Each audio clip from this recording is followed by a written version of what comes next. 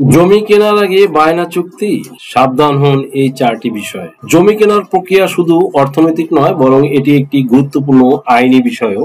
বর্তমানে অনেকেই জমি কেনার আগেই বায়না বা প্রাথমিক চুক্তি সম্পাদন করে, কিন্তু এই ক্ষেত্রে অনিয়ম ও অসতর্কতার কারণে ভবিষ্যতে দেখা দেয় নানা জটিলতা। 2006 সালের পর থেকে বাংলাদেশে জমি কেনার ক্ষেত্রে বায়না চুক্তি নিবন্ধন বাধ্যতামূলক করা হয়েছে। ফলে এই নিবন্ধনের মাধ্যমে জমি কেনা বেচার সময় 80% ঝুঁকি দূর করা সম্ভব। বিশেষজ্ঞদের মতে বায়না চুক্তির আগে কিছু গুরুত্বপূর্ণ বিষয় যাচাই না করলে ভবিষ্যতে আইনি জটিলতা, প্রতারণা কিংবা জমি হারানোর মতো পরিস্থিতির সৃষ্টি হতে পারে। তাই জমি কেনার আগে 4টি সতর্কতা মানা অত্যন্ত জরুরি। 1 নম্বরে জাতীয় পরিচয়পত্র ও ছবি। বায়না চুক্তির জন্য ক্রেতা ও বিক্রেতার ভোটার আইডির 3টি কপি এবং সাম্প্রতিক রঙিন ছবি জমা দিতে হবে। ছবিতে যেন কান স্পষ্ট দেখা যায় এবং চশমা না থাকে, এটি বাধ্যতামূলক। 2 নম্বরে খাজনা ও খারিজের নথি। বায়নার সঙ্গে জমির সর্বশেষ বছরের খাজনা ও খারিজ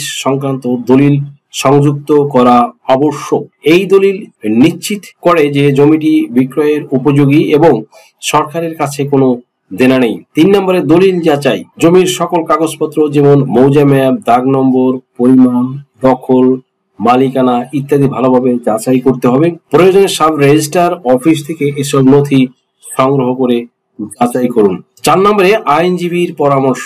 জমি কেনার আগে একজন অভিজ্ঞ আইনজীবীর পরামর্শ নেওয়া অত্যন্ত জরুরি। এতে জমি সংক্রান্ত প্রতারণার হাত থেকে রক্ষা পাওয়া সম্ভব হয় এবং চুক্তি আরো নির্ভরযোগ্য হয়। বিশেষ পরামর্শ: মৌখিক চুক্তি নয়, লিখিত ও রেজিস্ট্রার অফিসে নিবন্ধিত বায়না চুক্তি করুন। চুক্তিপত্রে জমির বিস্তারিত তথ্য ও মূল্য উল্লেখ করুন। অগ্রিম টাকা দেওয়ার প্রমাণ হিসেবে রসিদ সংগ্রহ রাখুন। জমি কেনার একটি দীর্ঘ মেয়াদী বিনিয়োগ, এটি যেন ভবিষ্যতে সমস্যার কারণ না হয়, সেজন্য প্রথম ধাপেই সতর্কতা জরুরি।